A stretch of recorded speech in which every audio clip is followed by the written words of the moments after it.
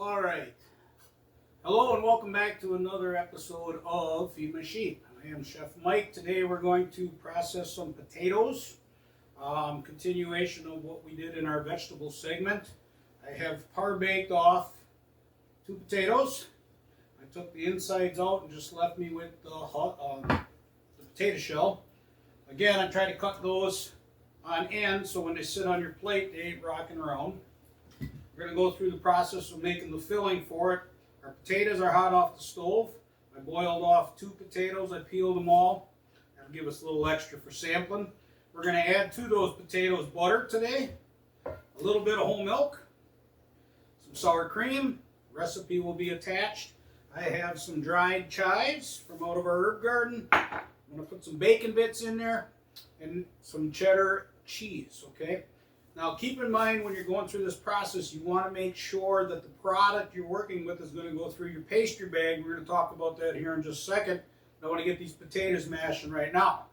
There are numerous ways to mash potatoes. I prefer your standard mixer. I realize a lot of folks don't have this. No need to go out and spend a couple $100 on it, all right? A little bit of our potato water there. We do have a hand mixer you can use. You can do it all by hand if you want. That's true love for your family if you mash everything by hand. Get this going here and then we're going to get into it. You can purchase this pretty much at any St. Vincent de Paul type store, Goodwill, whatever. There's a million of them out there. Just a basic potato masher. You can do this all in a pot, mash it up as smooth as you like. You can leave a little rough chunk too. If you leave it more rough though, remember it won't go through the pastry bag. You're probably going to want to spoon it into your shells. You can also get a ricer. Now, this will make your finest potatoes possible outside of the mixer. These two you'll find from time to time at a discount store if you like, so you don't have to go out and break your family budget on ordering one. I'm sure they're on eBay and all of that also. But again, shop your own. That all is said. So you don't have to buy a mixer to make this process happen. Once your potatoes begin to get smooth, you want to put your butter in. Your butter needs to go in so it melts. You want to do that while the potatoes are still hot. I'm using roughly a 1/4 cup of butter, which is about 4 tablespoons. While that goes and gets happy, get this out of my way here, pardon me. We're going to take our bacon now, using the chef's knife. And I'll explain to you here in a minute how I went about crisping this bacon up so good that it just crumbles, okay? It is cold. It's not hot to the touch at this point. I utilize our microwave with the bacon that we cooked off earlier. 3-4 strips on a piece of parchment paper, or I'm sorry, on a piece of paper toweling. On a plate with one over the top, 1 minute in your microwave, and then let it cool down. You'll always get this crunchy texture. I'm looking for bacon bits that are going to be about 1/8 of an inch cubes or smaller, because I don't want that to plug up my pastry bag when I get to putting my potatoes. Okay? This is called a rocker cut. You just hold the tip of the knife down. And the blade really isn't cutting any of this, just crushing it. And when you get it to the size you like, you're in a good place. Okay? Coming back to our potatoes, they're nice and smooth now. We're going to add our chives to that. I have roughly 2 tablespoons of chives. You make it as green or not green as you like. If you prefer parsley flakes, great. If there's no cut and dry, you can put rosemary in here if you want to add an accentuation to it. Some basil maybe, oregano, whatever you like. I'm going to do about 1/2 cup of sour cream. And all of this is going to whip into a nice smooth process, okay? I like to have twice bakes that pipe out nice and creamy. Some folks, again, prefer the country style, more lumpy. I'm going to use about 1/4 cup of milk. And again, it depends on the amount of starch that's present in your potato. If your potato is very, very dry and mealy, you won't have to add as much liquid to it. If you have a boiling potato, I said that wrong, I'm sorry. If your potatoes are dry and mealy, you might have to add more moisture than if you're using a boiling potato. I'm using Wisconsin russets for this process today. Got to keep a little of the stuff here at home, right? I find this a little bit thin, so if you have instant potato flakes, which I have a little bit here, you can dry that up just a bit so it's a little stiffer, holds its shape a little better. Put about a quarter cup of that in there. The dehydrated potato now will absorb the moisture that is in excess, and it's going to end up with a nice smooth product. My cheese, I do not want my cheese to be all stringy and streamy through it, so I'll add that right at the end before it goes into the pastry bag. I have 4 strips of bacon here. My son would say it should have 8. He likes bacon. My wife would say it should have 50, because she likes bacon more. I'm being very cautious using the backside of my blade into the mixer. You sure don't want to get that caught up in there, okay?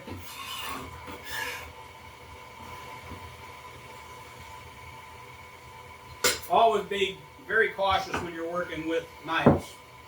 I want to check these potatoes now for texture. You want to taste for flavor. You can adjust that with salt, pepper, garlic, whatever you like. If you like Parmesan in there, you want to do something from that. Whatever you like, you put in the potato, okay? I did salt the water a bit. I would say they're good. I would say they're good. So we're going to put our cheese in there then. We're just going to bring this together. We do not want to overmix that cheese. Just till it's stirred through. Then we're in a good spot. We're going to put that potato filling now into our pastry bag. And if you ever worked with a pastry bag at home, you do not have to go out and purchase pastry bags. Okay, you can do this with a heavy grade Ziploc bag, maybe a freezer bag, something of that respect. They come in plastic, they come in parchment. You can roll up a sheet of parchment paper and make that. I like to prefer a big tip so that the potato comes out free flowing. We don't have to get it all plugged up with the bacon bits or whatever you have in there. Simple casserole dish. You can use a sheet tray, you can use a pie pan, you can use whatever you have handy at your home. Again, don't have to go out and buy anything specific. You want to curl the pastry bag back and use your hand to make a C. Okay, if this was a cloth bag, you couldn't see my hand. Make a C with your left hand if you're right-handed. And now you put your filling into the bag, utilizing your fingers to scrape that product off into the bag. Your goal is not to have your hand all covered in goo when you're done working the pastry bag, especially cake decorators working with buttercream and such.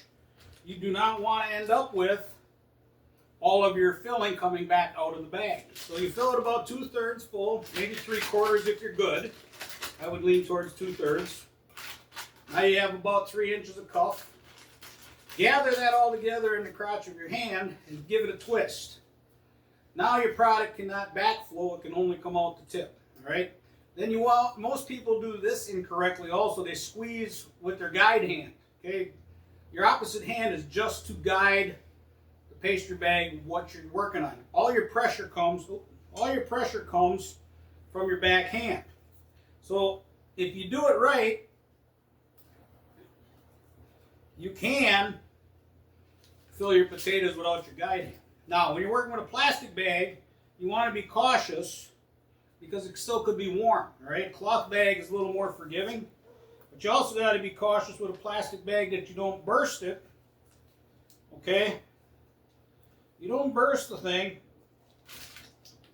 by squeezing too hard in the tip and everything comes flowing out on the bottom end. Okay, now you want to go through this process and you don't have any potato skins, you can.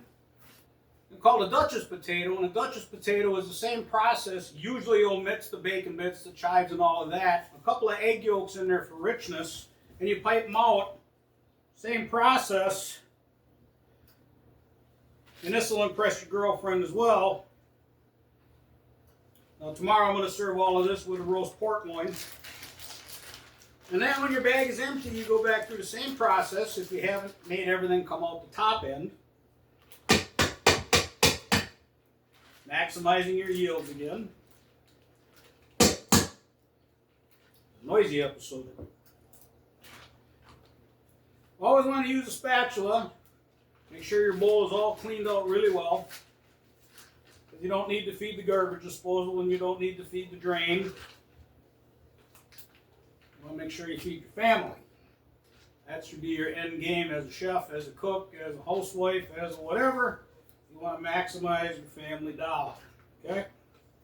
So, this can be eaten straight up. Okay, I used to make a twice baked casserole where I used the potato filling right in the bowl, casserole dish, pardon me, and then I pipe on the top. You get the same effect, the same decoration, but you don't have to mess around with baking off potatoes ahead of time and all of that. You just pipe it out. Okay?